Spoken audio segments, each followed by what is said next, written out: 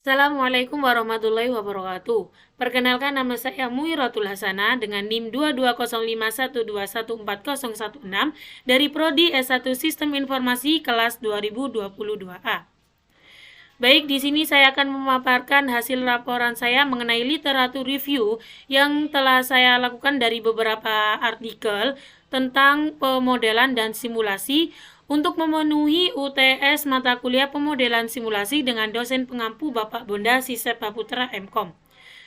Di sini topik pembahasannya yaitu tentang literatur review, yang dimana literatur review tersebut berisi tentang judul artikel, kemudian ada pengarang artikel, tahun terbitan artikel, kemudian sampel atau variabel yang digunakan, masalah, metode penelitian, tujuan penelitian, kemudian ada temuan, dan terakhir ada diskusi dari penelitian tersebut.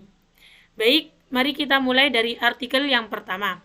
Artikel yang pertama ini berjudul tentang prediksi peningkatan jumlah pelanggan dengan simulasi Monte Carlo, di mana pengarangnya yaitu ada dua, Siska Dwi Anggraini dan Gunandi Widi Nur Cahyo.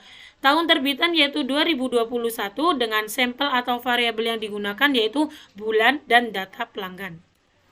Adapun permasalahan dari penelitian ini yaitu sistem pencatatan jumlah pelanggan yang datang ke CV Tommy Advertising dilakukan secara manual dengan menggunakan sebuah buku, sehingga pencatatan jumlah pelanggan tidak teratur dengan baik.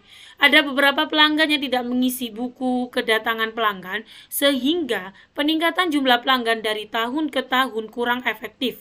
Prediksi jumlah pelanggan digunakan sebagai acuan untuk meningkatkan jumlah pelanggan. Prediksi jumlah pelanggan merupakan perhitungan tingkat jumlah pelanggan yang datang pada waktu tertentu. Adapun tujuan dari penelitian ini yaitu untuk memprediksi peningkatan jumlah pelanggan yang terjadi pada CV Tommy Advertising, di mana pengolahan data yang dilakukan dengan metode Monte Carlo bersumber dari jumlah data tahun Januari 2018 hingga Desember 2020. Pengolahan data jumlah pelanggan juga diaplikasikan ke dalam sistem dengan menggunakan bahasa pemrograman PHP atau Hairbox Processor. Kemudian metode penelitian yang digunakan yaitu penelitian ini adalah metode Monte Carlo. Penelitian ini dilakukan untuk memprediksi peningkatan jumlah pelanggan, dan penelitian ini menggunakan data jumlah pelanggan bulan Januari tahun 2018 sampai Desember tahun 2019. Adapun temuan yang digunakan yaitu berdasarkan simulasi peningkatan jumlah pelanggan yang telah dilakukan mendapatkan rata-rata sebesar 72%, sehingga dapat mempermudah pihak pengelola bisnis dalam mengambil keputusan guna untuk mengembangkan bisnis. Dan diskusi yang ada di artikel yaitu pembahasan simulasi prediksi peningkatan jumlah pelanggan dengan menggunakan data tahun 2018 untuk memprediksi peningkatan jumlah pelanggan di tahun 2019 memiliki rata-rata 72%. Berdasarkan hasil simulasi, diambil kesimpulan bahwa metode Monte Carlo dapat membantu pihak CV Tommy Advertising dalam pengambilan keputusan di tahun yang akan datang.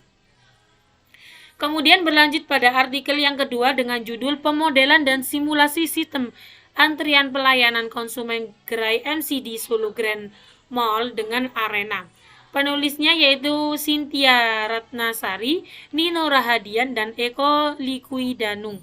Adapun tahun terbitan yaitu 2018, sampel atau variabel yang digunakan yaitu waktu kedatangan konsumen ke dalam sistem. Kemudian ada waktu mulai dilayani dan waktu selesai dilayani.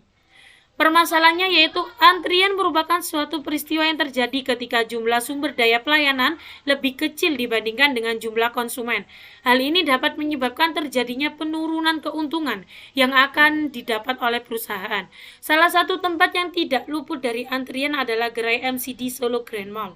Tingginya permintaan akan es krim dan kurangnya tenaga yang melayani konsumen menyebabkan munculnya antrian yang dapat mempengaruhi konsumen lain untuk tidak membeli produk tersebut. Oleh karena itu, dibutuhkan suatu metode analisis yang dapat dilakukan untuk mengurangi waktu tunggu dan antrian.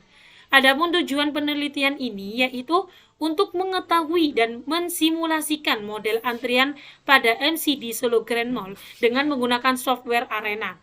serta ingin melakukan simulasi antrian pada gerai MCD Solo Grand Mall dengan tujuan untuk meminimasi waktu mengantri dan memaksimalkan jumlah pelanggan yang dapat dilayani.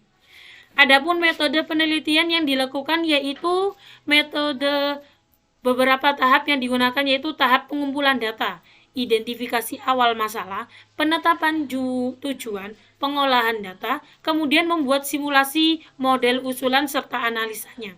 Temuan yang digunakan yaitu penelitian ini menemukan bahwa untuk pemodelan simulasi pada arena maka penambahan jumlah kasir dapat mengurangi lama waktu yang dibutuhkan untuk mengantri dan memaksimalkan jumlah konsumen yang dapat dilayani. Diskusi yang ada pada artikel ini yaitu pada entitas antrian, yaitu entitas banyak antrian number waiting pada kasir 1 MCD Solo Grand Mall memiliki jumlah antrian minimal banyak 0 konsumen dan jumlah antrian maksimal sebanyak 3 konsumen dengan rata-rata jumlah antrian sebanyak 0,086 konsumen dan jika dibulatkan menjadi 1 konsumen. Sedangkan banyak antrian number waiting pada kasir 2 MCD Solo Grand Mall memiliki jumlah antrian minimal sebanyak 0 konsumen dan jumlah antrian maksimal sebanyak 1 konsumen dengan rata-rata jumlah antrian sebanyak 0,07 konsumen dan jika dibulatkan menjadi 1 konsumen. Jumlah konsumen yang mengantri berkurang setelah dilakukan usulan proses dibandingkan dengan kondisi awal dengan 1 kasir. Jumlah antrian pada kasir MCD Solo Grand Mall kondisi awal memiliki jumlah antrian minimal sebanyak 0 konsumen dan jumlah antrian maksimal 3 konsumen dengan rata-rata jumlah antrian sebanyak 0,4 konsumen dan jika dibulatkan menjadi 1 konsumen. Kemudian berlanjut pada artikel yang ketiga.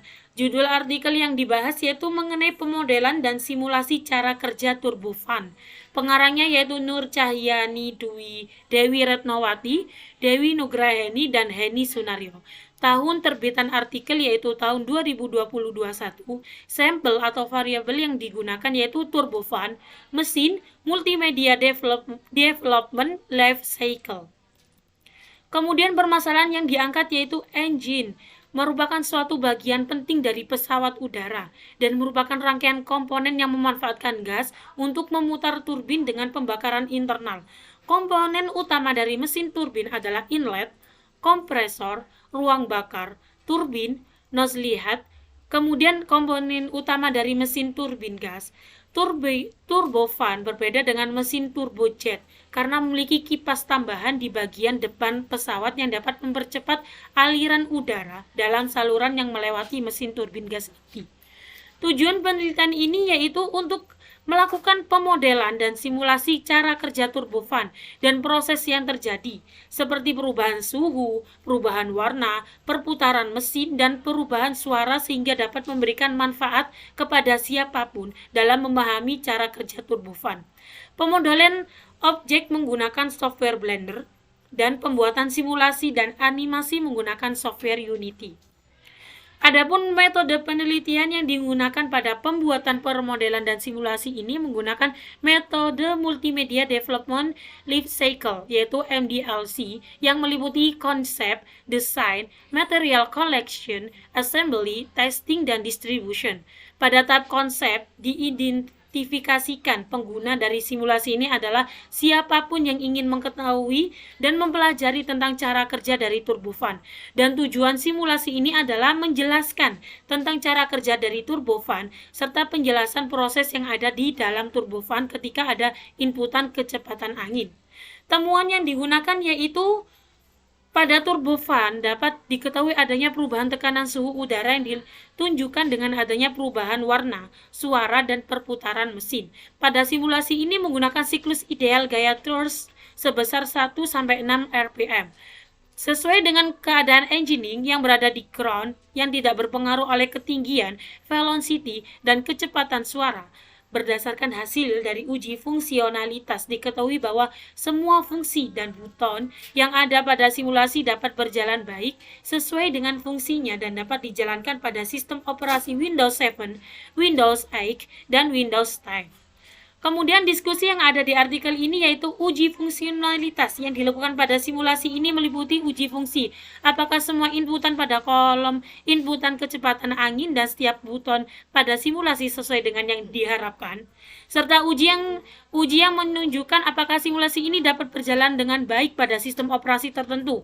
Hasil uji fungsionalitas tersebut menunjukkan buton Start dan buton Exit pada halaman menu utama dan buton Play dan buton Stop pada halaman inputan kecepatan angin berjalan sesuai dengan yang diharapkan. Dan simulasi ini dapat dijalankan pada operasi Windows 7, Windows X, dan Windows 10.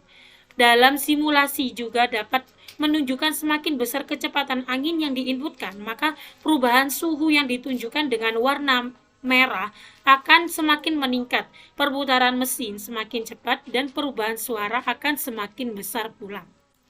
Kemudian lanjut pada artikel yang keempat, mengangkat judul mengenai pemodelan dan simulasi penerapan antrian multi-phase pada antrian pembuatan SIM pengendara sepeda motor di Polres Sijunjung. Pengarangnya yaitu Raja Ayu Mahesiaya, ada Rafki Dwi Putra, dan John Verrico. Pada tahun terbitan yaitu 2019, sampel atau variabel yang digunakan yaitu jumlah pengunjung, waktu layanan, waktu antar kedatangan, kapasitas antrian, dan jumlah petugas. Permasalahan yang diangkat yaitu panjangnya antrian pada proses mengantri adalah kondisi di mana sekumpulan orang, komponen, dan mesin yang membutuhkan layanan harus menunggu dalam suatu urutan tertentu sebelum akhirnya memperoleh layanan. Hal ini terjadi pada saat kemampuan menyelenggarakan layanan lebih kecil dibandingkan dengan kebutuhan layanan. Sumber daya yang harus tersedia untuk menyelenggarakan layanan harus direncanakan sedemikian rupa sehingga proses penyelenggara layanan menjadi efektif dan efisien. Antrian yang panjang harus dihindari karena akan mengakibatkan waktu tunggu yang terlalu panjang dan akan merugikan pihak yang membutuhkan layanan.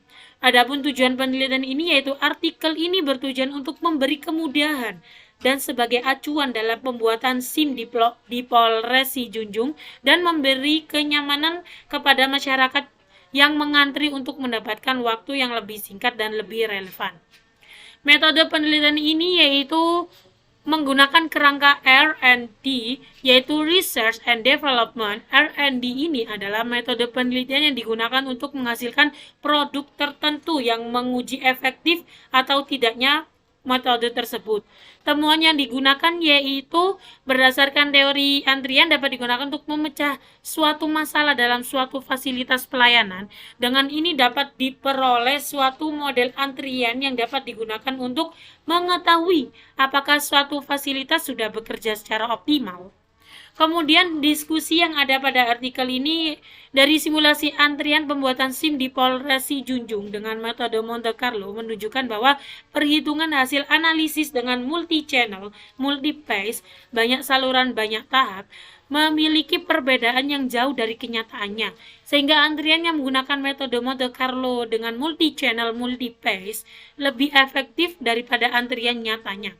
Dapat dilihat dari kedua report tersebut, terlihat perbedaan pada location, di mana scheduled sama-sama di running selama 2 jam.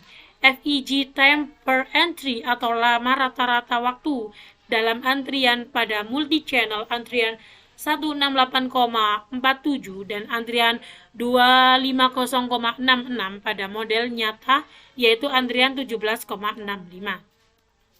Kemudian sampailah kita pada artikel yang kelima yaitu artikel yang terakhir mengangkat sebuah judul yaitu pemodelan dan simulasi kinematika robot server for 4 roda. Pengarangnya yaitu Indrasno Sirajuddin, kemudian ada Sabto Wibowo dan Arta Ainur Rofik. Dengan artikel tahun terbitan yaitu 2022 dan sampel atau variabel yang digunakan yaitu data kecepatan motor, data sudut kemiringan roda, data kecepatan translasi dan rotasi, kemudian yang terakhir yaitu data ukuran robot. Permasalahan yang diangkat yaitu beberapa tahun terakhir penelitian mengenai kontrol robotika dan kemampuan manuver pada robot beroda mendapatkan perhatian yang lebih dalam ranah ilmiah, khususnya pada robot beroda dengan struktur penggerak dan kemudi secara terpisah pada masing-masing roda. Robot jenis ini memiliki tingkat kesukaran yang tinggi dalam mengontrol kestabilan gerakan. Hal ini dikarenakan setiap roda mampu mengemudi, menyetir, dan mengerem secara mandiri. Radius kemudi pastinya lebih besar dikarenakan kemudi tidak hanya pada roda depan saja, melainkan roda belakang juga ikut bergerak. Kemudian, semakin banyak bagian yang perlu dikontrol, secara otomatis memunculkan juga banyak titik buta, sehingga diperlukan peningkatan kemampuan kontrolnya. Oleh karena itu, hal yang mendasar yang harus dilakukan untuk merancang pengontrol robot tersebut ialah menentukan formulasi pemodelan kinematikanya. Tujuan penelitian ini yaitu untuk mengetahui hubungan antara penggerakan robot dengan kecepatan aktuator pada ruang dua dimensi dan menyajikan pemodelan kinematika guna mengontrol respons sistem dari robot tersebut. Adapun metode penelitian ini yaitu menggunakan metode Motion Rigid Body Analysis. Metode ini digunakan untuk menganalisis hubungan antara pergerakan robot dengan kecepatan aktuator, kemudian diimplementasikan pada posisi tujuan yang bersifat diam dan bergerak. Skenario pengujian dilakukan untuk memvalidasi performa dari kontrol algoritma yang ditawarkan dengan cara simulasi, di mana berbantuan bahasa pemrograman Python. Temuan yang digunakan yaitu robot dapat bergerak dari posisi awal menuju posisi tujuan, baik pada target diam maupun bergerak. Target diam, robot mampu bergerak dengan membentuk jalur secara linear menuju posisi tujuan dan target bergerak. Robot mampu bergerak dengan membentuk jalur dengan pola angka 8.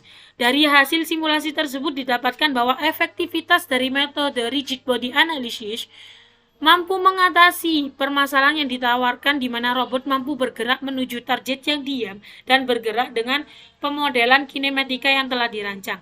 Diskusi yang ada di artikel ini yaitu berdasarkan dari hasil uji coba, didapatkan bahwa pemodelan kinematika menghasilkan respons sistem yang baik untuk uji coba robot pada target diam.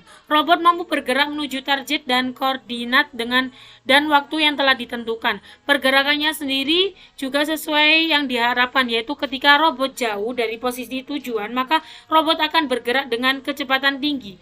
Ketika mendekati posisi tujuan, robot akan menurun kecepatannya, dan ketika sampai di posisi tujuan, robot akan berhenti.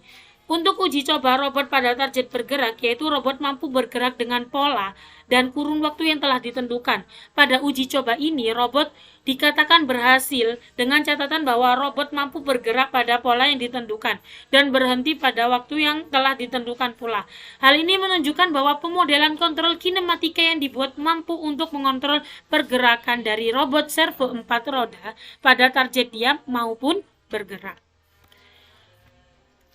Terima kasih atas perhatiannya. Sekian dari saya. Mohon maaf jika ada kesalahan kata yang kurang berkenan. Wassalamualaikum warahmatullahi wabarakatuh.